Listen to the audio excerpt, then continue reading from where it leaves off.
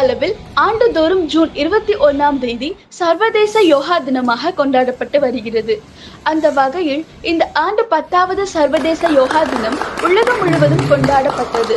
இதனையொட்டி இந்தியாவில் யோகா தொடர்பான விழிப்புணர்வை ஏற்படுத்தும் வகையில் பல்வேறு இடங்களில் யோகாசன நிகழ்ச்சிகள் நடத்தப்பட்டன.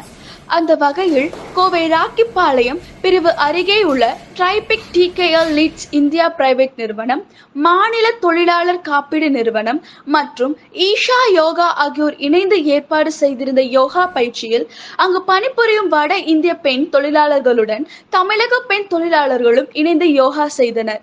இதற்கு ட்ரைபிக் டிகேஎல் லீட்ஸ் இந்தியா பிரைவேட் நிறுவன ஆபரேஷன் ஹெட் திரு அருள் பிரகாஷ் தலைமை வகித்தார். தமிழ்நாடு மாநில தொழிலாளர் காப்பீடு நிறுவன டெபுட்டி டைரக்டர் திரு கார்த்திகேயன் சிறப்பு விருந்தினராக கலந்து கொண்டு குத்துவிளக்கு ஏற்றி வைத்து யோகா நிகழ்ச்சிகள் குறித்து பேசி தொடக்கி வைத்தார். தொடர்ந்து மூச்சு பயிற்சி உள்ளிட்ட பல்வேறு யோகா பயிற்சிகள் செய்யப்பட்டன.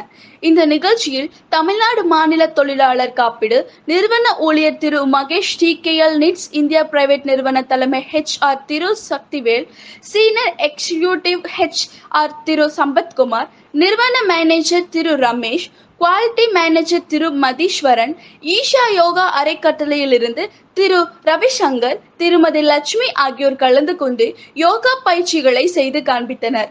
இந்த யோகா பயிற்சி நிகழ்ச்சியில் 250க்கும் மேற்பட்ட பெண் தொழிலாளர்கள் கலந்து கொண்டனர். இங்கே இருக்கக்கூடிய இந்த தொழிலாளர்களுக்கு எத்தனை பேருக்கு நான் பேசக்கூடிய இந்த தமிழ் புரிகிறது என்பது, are you able to understand my talk?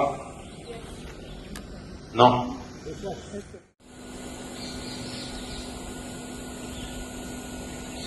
முடிச்சதுக்கு அப்புறம் பேசிட்டு நாடி சுத்தி செய்யறப்போ ரொம்ப முக்கியமானது என்னன்னா மூச்சை முழுமையா